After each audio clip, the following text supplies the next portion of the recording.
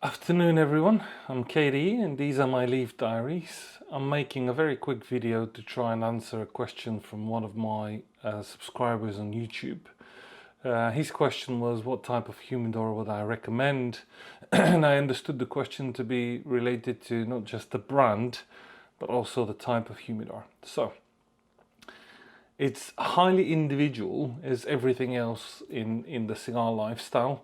It will really depend on the type of design you're gonna like, the amount of cigars you're planning to store, whether or not you're gonna keep the humidor away from a window or not. Do you want to go for an electric one or you want to go for a standard wood cedar humidor, etc. Now, up to about probably 50 cigars, especially if they're individual, probably a standard desktop humidor will do. Anything you can find on Amazon is pretty much going to do the job, to be honest with you. With those type of humidors, the only thing you're going to need to be careful of is to read the reviews carefully and make sure that the actual seal, which is the lid, when you open and close the lid, to make sure that the seal is good so you don't lose humidity and you don't have to change Boveda packs every now and again. The other thing I'm going to mention about desktop humidors is also sometimes they'll come with this plastic container that has water crystals and you're supposed to pour special liquids like these. So these are supposed to keep the humidity within 65 to 72% humidity, which is the ideal humidity for a Cuban cigar. In my experience, have found they don't really work. Unless you have a Boveda, you're gonna struggle to keep the accurate measurements, regardless of whether you've seasoned the humidor right or not. I found to have issues every now and again, and actually more often than not. So Boveda packs are going to be your friend with this one. Also, you have to be careful with water crystals, especially if they're in containers that allow them to rise above the container. The reason why I'm saying this is because they can expand more than what the container is. So I'm going to correct myself as well. One of my subscribers who's Bulgarian, hello, made a comment to say I should actually show you what I'm talking about, and I think this is quite accurate. So this is what water crystals look like. These are small gel-like, they can be either like a round ball or they can be broken down and literally look like crystals. When they are moisturized, they look like this, but when they dry up, they literally look like crystals. They're super hard. Now the problem with these is if you keep pouring water, the more water you pour in, the bigger they'll become. I'm assuming they've got some sort of limit, but I haven't tested to see what the limit is. They can really expand. Now, if the container is something like this from Germanus, where you could probably tell there is a bit of a mesh which will stop the crystals from popping out. These are the crystals inside. So essentially, this mesh will stop these crystals from going out regardless of how much water you pour in and how much they expand. But there are certain models I've seen online, and I actually bought one desktop humidor.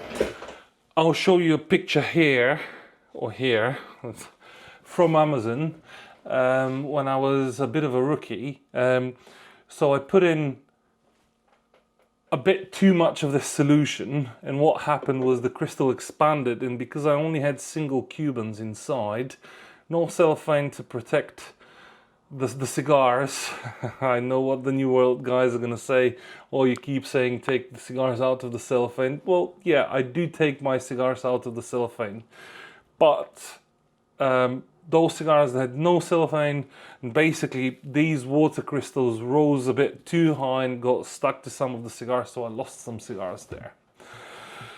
Now, when we move up to, say, 200, 250 cigars, we start talking about what I call tower humidors. These are cedar humidors, and they can either be just cedar humidors with cedar drawers. The one that I will absolutely recommend without a shadow of a doubt is the Germanus Vetter. This one or that one. We'll see where we put the picture. The Germanus Vetter, I had quite a few of these since I've started smoking, and I can tell you these are the most robust humidors for that size. As you can probably tell, I'm a big fan of Germanus because my big one's Germanus, and pretty much all of my other ones, well, not all of them, but a lot of my old humidors were Germanus. They're very, very good brand, very, very reputable. And I would definitely recommend these to any of you guys. You're not going to be disappointed. The only thing I'll mention is for the people living in the UK, getting them in the UK since Brexit can be a bit of an ordeal. I spent about 3 months waiting for mine, and I had to pay customs and duty and VAT and blah, blah, blah. Obviously, Germanus will refund you the VAT, but it's just a bit of a hassle. You have to register for an EORI number, which is a special import-export license for the UK, etc. People in EU, no problem whatsoever. People in the US and elsewhere, well, I recommend you reach out to Germanus yourself and find out whether they can ship or not.